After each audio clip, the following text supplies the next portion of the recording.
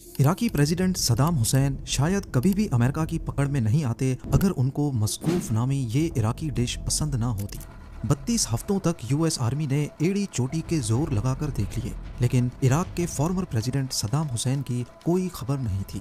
इस मिशन पर ना सिर्फ यूएस मिलिट्री दिन रात काम कर रही थी, बल्कि US special forces, CIA, defence intelligence agency, national security agency और FBI का भी काफी बड़ा रोल था। हजारों की तादाद में इन इदारों के लोग सिर्फ एक शख्स को ढूंढ रहे थे, सद्दाम हुसैन। अमेरिका को इस शख्स से ऐसा क्या खतरा था और बिल आखिर उन्होंने सद्दाम हुसैन को जमीन से 6 फुट नीचे एक छुपी हुई कब्र के अंदर कैसे ढूंढ निकाला। ज़मज़रीन, ये कहानी शुरू होती है अमेरिका में हुए 9/11 अटैक्स के बाद, जब अलकायदा ने न्यूयॉर्क और वाशिंगटन DC पर हमले किए थे।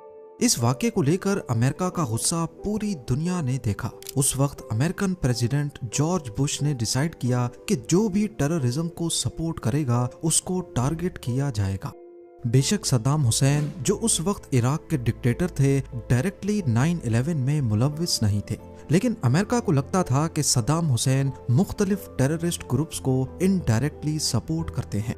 पर इराक पर डायरेक्टली हमला करने के लिए ये इल्ज़ाम काफ़ी नहीं था। ये बात तो कंफर्म थी कि यूएस इराक में सद्दाम हुसैन का होल्ड ख़त्म करना चाहता है, जो पिछले 24 सालों से वहाँ मुख्तलिफ रोल्स में हुकूमत कर रहे थे।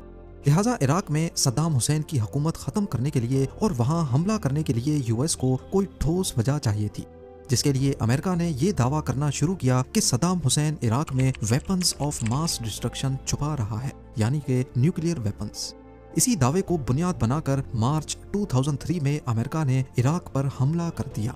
इस काम में अमेरिका का साथ दिया यूके, ऑस्ट्रेलिया और पोलैंड की मिलिट्री ने, जो लड़ते लड़ते सिर्फ 3 हफ्तों में इराक के कैपिटल बगदाद तक पहुंच गए।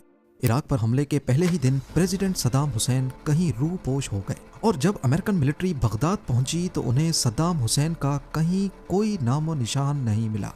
यूएस टैंक्स और ट्रूप्स ने बगदाद पर कब्जा करके सद्दाम हुसैन का 24 साला तख्त उलट दिया। वहाँ के मशहूर फिरदौस स्क्वायर पे सद्दाम हुसैन का स्टैचू भी ट्रूप्स ने गिराकर अपनी जीत सेलिब्रेट की। पर सद्दाम हुसैन का स्टैचू तो गिर चुका था, लेकिन असली सद्दाम हुसैन को ढूंढकर गिराना शायद इतना आसान नहीं होने वाला था। अब सद्दाम और उनकी गवर्नमेंट के टॉप ऑफिशियल्स को ढूंढना यूएस मिलिट्री की अव्वलीन तरजीह थी। यूएस मिलिट्री के एक एक सोल्जर को फुल पावर दी गई कि सद्दाम और उनके 51 ऑफिशियल्स को कहीं भी देखा जाए तो उन्हें जिंदा या मुर्दा किसी भी हालत में पकड़कर पेश किया जाए। पर इन मोस्ट वांटेड की लिस्ट में टोटल 52 ऑफिशियल्स थे। इनके चेहरे हर किसी को याद करवाने के लिए ताश के स्पेशल पत्ते प्रिंट करवाए गए, जिनमें सद्दाम हुसैन और उनके 51 ऑफिसर्स की तस्वीरें प्रिंट करवाई गई। क्योंकि प्लेइंग कार्ड्स में भी टोटल 52 पत्ते होते हैं और मोस्ट वांटेड की लिस्ट में भी 52 नाम ही थे। इससे सोल्जर्स फारिग टाइम में जब गेम खेलते तो उनको अपने टारगेट्स का चेहरा बार बार देखकर याद हो गया था। अगले कई महीनों तक यूएस मिलिट्री ने इराक का चप्पा चप्पा छान मारा, घरों पे छापे मारे, रिश्तेदारों से इन्वेस्टिगेशन हुई, शॉप्स, कॉलेजेस, मस्जिदें, कुछ नहीं छोड़ा गया। उनको सिर्फ इतना मालूम था कि सद्दाम है तो इराक में, लेकिन आखिर है कहाँ। कई महीनों तक ये सिलसिला चलता रहा, लेकिन सद्दाम हुसैन और उनके 2 बेटों का कोई अता पता ना चल सका। इसके बाद यूएस ने अनाउंस किया कि जो भी सद्दाम हुसैन या उनके बेटों के बारे में कोई भी इंफॉर्मेशन देगा उसको $55 मिलियन का इनाम दिया जाएगा। 15 मिलियन डॉलर्स उनके बेटों पर और $25 मिलियन का इनाम सद्दाम हुसैन पर रखा गया। इराक में कई लोग खुद सद्दाम हुसैन के खिलाफ थे और इसी वजह से अमेरिका को यकीन था कि पैसों की लालच में ही सही, लेकिन कोई न कोई इंफॉर्मेशन जरूर मिलेगी। और ठीक ऐसा ही हुआ। एक शख्स यूएस मिलिट्री बेस पर गया और कहा कि सद्दाम हुसैन के दोनों बेटे उदय और कुसे मेरे घर में मौजूद हैं।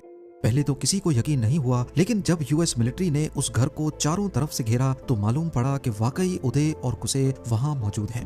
वो सीधी तरह बाहर निकलने को राजी नहीं थे, क्योंकि वो भी पूरी तरह हथियारों से लैस थे। लिहाजा कई अटेम्प्ट्स करने के बाद घर पर मिसाइल अटैक किया गया। सोल्जर्स जब घर के अंदर गए तो उन्हें उदय और कुसे दोनों की डेड बॉडीज मिली। यानी सदाम हुसैन का ठिकाना मालूम करने की जो आखिरी उम्मीद थी वो भी चली गई। लेकिन यूएस मिलिट्री ने इसको अपनी हार तस्लीम नहीं किया। दूसरी तरफ सदाम हुसैन के कई साथियों को ढूंढकर जिंदा अरेस्ट भी किया गया था, लेकिन कहीं से भी कोई इंफॉर्मेशन नहीं मिली। अब 4 महीने गुजर चुके थे और बात यहाँ तक पहुँच गई कि यूएस मिलिट्री अब ये सोचने लगी कि शायद सदाम हुसैन भी किसी हमले में मर चुका है। यही सोचते हुए यूएस मिलिट्री की कोशिशें भी कम होने लगी। ना तो किसी मिलिट्री ऑपरेशन और ना ही कोई इंटेलिजेंस रिपोर्ट सदाम हुसैन के जिंदा होने का इशारा दे रही थी। पर इसी दौरान एक ऑडियो टेप ने सारा प्लॉट ही बदल दिया। ये ऑडियो टेप थी सदाम हुसैन की, जिसमें वो अपने दोनों बेटों की मौत पर दुख का इजहार कर रहा था। इस ऑडियो टेप का मतलब था कि सदाम हुसैन अभी भी जिंदा है। अमेरिका ने एक बार फिर से सदाम हुसैन को ढूंढने की कोशिशें तेज कर दी और उसके सर पर जो $25 मिलियन का इनाम था उसे बढ़ाकर $30 मिलियन कर दिया गया और साथ ही इंफॉर्मेशन देने वाले को यूएस सिटीजनशिप देने का वादा भी किया गया। इतनी भारी रकम की लालच में हर कोई अपनी किस्मत आजमाने लगा। इराकी लोगों ने उल्टी सीधी इंफॉर्मेशन देना शुरू कर दी, इस उम्मीद में कि अगर वहां से सदाम हुसैन पकड़ा गया तो उनको इनामी रकम मिलेगी। पर इससे अमेरिका का काम और ज्यादा मुश्किल हो गया। ताश के पत्तों पर छपे तकरीबन तमाम लोग ही पकड़े जा चुके थे।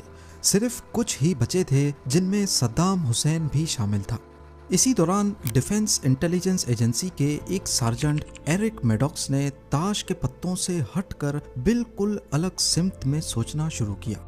उसने देखा कि जिन लोगों को मोस्ट वांटेड की लिस्ट में डाला गया था वो मोस्टली सद्दाम हुसैन की गवर्नमेंट के टॉप ऑफिशियल्स थे।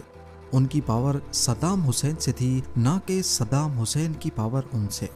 इस वक्त सद्दाम हुसैन को अगर सबसे ज्यादा किसी की जरूरत होगी तो वो हैं उसके बॉडीगार्ड्स। सद्दाम हुसैन के बॉडीगार्ड्स 3 कैटेगरीज में बटे हुए थे। एक उसके महल की प्रोटेक्शन करते थे, दूसरे पहले से उस जगह को जाकर क्लियर करते जहां सद्दाम को जाना होता था, और तीसरे थे हमाया। ये गार्ड्स हर वक्त सद्दाम हुसैन के साथ रहते थे और इस वक्त सद्दाम हुसैन को सबसे ज्यादा इन्हीं की जरूरत हो सकती है। एरिक मैडॉक्स ने इन गार्ड्स को ढूंढने के लिए सद्दाम हुसैन के होम टाउन टिकरित जाने का फैसला किया। वहां उसने सद्दाम हुसैन के एक बॉडीगार्ड मोहम्मद इब्राहिम उमर के बेटे से कुछ इंटरोगेशन की, लेकिन ये बॉडीगार्ड भी कहीं मिसिंग था। फिर उसकी मुलाकात सद्दाम हुसैन के एक बहुत पुराने नौकर से हुई, जहां से कुछ खास तो नहीं, लेकिन ये मालूम पड़ा कि सद्दाम हुसैन को मस्कूफ नामी डिश बहुत पसंद है, जो कि इराक में एक मछली से बनाई जाती है। यहाँ मैडॉक्स को याद आया कि सद्दाम हुसैन के बॉडीगार्ड मोहम्मद इब्राहिम उमर के बेटे ने इंटरोगेशन के दौरान बताया था कि उसके बाप को फिशिंग का बहुत शौक है और वो एक फिश फार्म का मालिक भी है जो समेरा नामी शहर में मौजूद है। मैडॉक्स जब फिश फार्म पर पहुंचा तो वहाँ मोहम्मद इब्राहिम उमर तो नहीं, लेकिन 2 मछेरे जरूर मिले। इन मछेरों का डायरेक्टली इब्राहिम उमर से कोई ताल्लुक नहीं था, पर उनमें से एक इराकी गुरिल्ला फाइटर का कजन निकला। आपको यहाँ बताते चलें कि जब सद्दाम हुसैन का तख्त उलट दिया गया तो उसके क्लोज मिलिट्री ऑफिशियल्स ने अमेरिकन मिलिट्री के खिलाफ गोरिल्ला वॉर शुरू कर दी थी। ऐसा माना जा रहा था कि ये गोरिल्ला फाइटर्स इब्राहिम उमर के इशारे पर चलते हैं, जो कि सद्दाम हुसैन का सबसे क्लोज बॉडीगार्ड था। मछेरे ने अपने एक अंकल का जिक्र भी किया जिसका घर बगदाद में है। मैडॉक्स ने अपनी टीम के साथ बगदाद के उस घर को घेरा, इस उम्मीद में कि शायद यहाँ से भी कोई इन्फॉर्मेशन मिल जाए, और हैरत अंगेज तौर पे इब्राहिम उमर वहीं पे छुपा हुआ था। इब्राहिम उमर सद्दाम हुसैन का पर्सनल बॉडीगार्ड था और वो अक्सर अपने फिश फार्म से सद्दाम हुसैन को मस्कूफ नामी मछली की डिश बनवाकर भेजा करता था। फिलहाल वो अमेरिकन मिलिट्री के खिलाफ एक गोरिल्ला वॉर को लीड कर रहा था और इसी को ही सद्दाम हुसैन की असल लोकेशन के बारे में पता था। अरेस्ट होने के बाद वो कुछ भी बताने को राजी नहीं था, लेकिन जब मैडॉक्स ने उसे इंटरोगेट किया और ये यकीन दिलाया कि उसे और उसकी फैमिली को यूएस में सिटीजनशिप दी जाएगी तो फिर उसने बोलना शुरू किया। इब्राहिम ने बताया कि सद्दाम हुसैन अद-दौर नामी टाउन में छुपा हुआ है। उसकी निशानदही पर यूएस ट्रूप्स ने अद-दौर टाउन को सर्च करना शुरू किया। वहां टिग्रिस रिवर के किनारे 2 फार्म हाउस थे, पर दोनों खाली निकले। उस वक्त इब्राहिम उमर जो ट्रूप्स के साथ मौजूद था उसने इशारा किया जमीन की तरफ जहां एक रस्सी पड़ी हुई थी। वो रस्सी बहुत लंबी थी और जमीन के अंदर से होती हुई दूर एक स्पाइडर होल के अंदर जा रही थी। इस स्पाइडर होल की एंट्रेंस एक स्टायरोफॉर्म से बंद की गई थी। जब इस सुराख को खोला गया तो अंदर अंधेरे के सिवा कुछ नजर नहीं आया।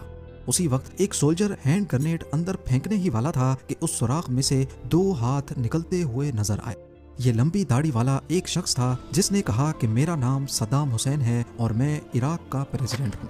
अमेरिकन आर्मी सद्दाम हुसैन को जिंदा पकड़ने में कामयाब हो गई थी। 32 हफ्तों की लगातार कोशिशों के बाद एरिक मैडॉक्स की कोशिशें आखिर रंग ले आईं। बाद में एनालाइज करने पर देखा गया कि अगर मैडॉक्स को ये पता नहीं चलता कि सद्दाम हुसैन को मशकूफ नामी डिश पसंद है तो शायद वो यहाँ तक कभी नहीं पहुँच पाता। बाद में जिस इल्ज़ाम पर इराक पर हमला किया गया था कि वहाँ Saddam Hussain weapons of mass destruction छुपाए बैठा है, कहीं नहीं मिले। और अमेरिकन प्रेसिडेंट जॉर्ज बुश ने भी इस बात की तस्दीक की कि वहाँ हमें कुछ नहीं मिला। उम्मीद है जेम टीवी की ये वीडियो भी आप लोग भरपूर लाइक और शेयर करेंगे। आप लोगों के प्यार भरे कमेंट्स का बेहद शुक्रिया। मिलते हैं अगली शानदार वीडियो में।